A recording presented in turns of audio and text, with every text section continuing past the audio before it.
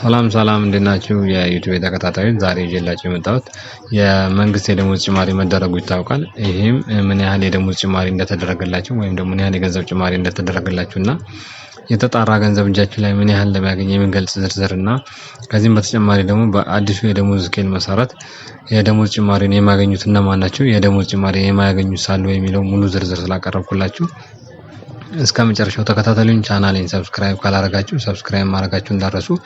ወደ መጀመሪያው መረጃ ስመጣ በአዲሱ የመንግስት የደሞዝ ጭማሪ መሰረት ከመስከረም ወር ጀምሮ ይጨመራል የተባለው ደሞዝ ማለት ነው።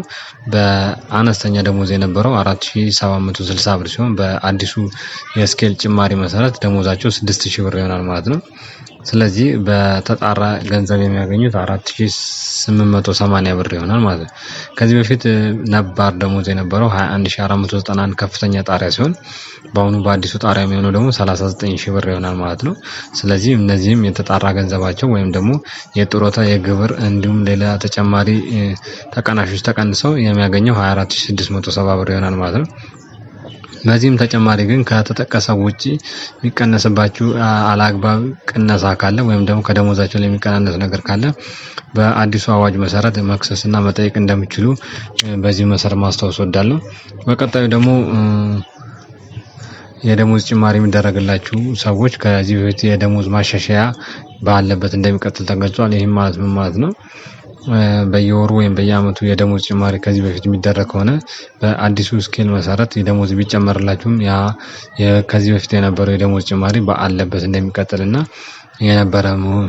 በነበረው የሚቀጥል መሆኑ ተገልጿል። ከዚህ በተጨማሪ አንድ አመት ያልሞላቸው ሰራተኞች የዚህ አዲሱ ስኬል ተጠቃሚ እንደሚሆኑም ተገልጿል። ስለዚህ አንድ አመት ባይሞላችሁም ወይም ደግሞ ቋሚ ሰራተኛ ተብላችሁ ባትጠቀሱም በአዲሱ ስኬል ደሞዝ ጭማሪ ስኬል መሰረት ተጠቃሚ እንደምትሆኑ ተገልጿል።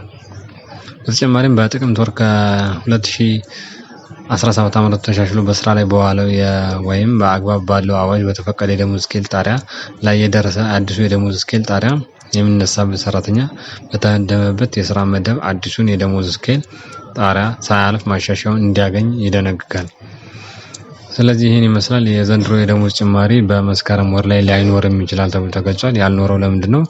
የበጀት እጥረት ወይም ደግሞ የገንዘብ እጥረት ስላጋጠመ በቀጣይ ወይም በጥቅምት ወር ላይ የመስከረም ወር ጭማሪው አንድ ላይ ተደርጎ እንደሚከፈላችሁ ተገልጿል። መንግስት በዚህም የገለጸበት ምክንያት የገንዘብ እጥረት አጋጥሞኝ ይህን ያረኩበት ገንዘብ ኖሮኝ ሳይሆን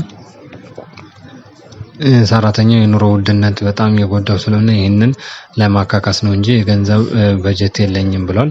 ስለዚህ ምናልባት በዚህ ወር ደሞዝ ጭማሪ ባይሰጣችሁ ብዙ ግር እንዳትሰኙ፣ በቀጣይ ወር አንድ ላይ ተጨምሮ የሚሰጣችሁ ይሆናል ማለት ነው። ስለዚህ ስላዳመጣችሁኝ አመሰግናለሁ። ቻናሌን ሰብስክራይብ ማድረጋችሁን እንዳትረሱ። ባይ ባይ። ቻው።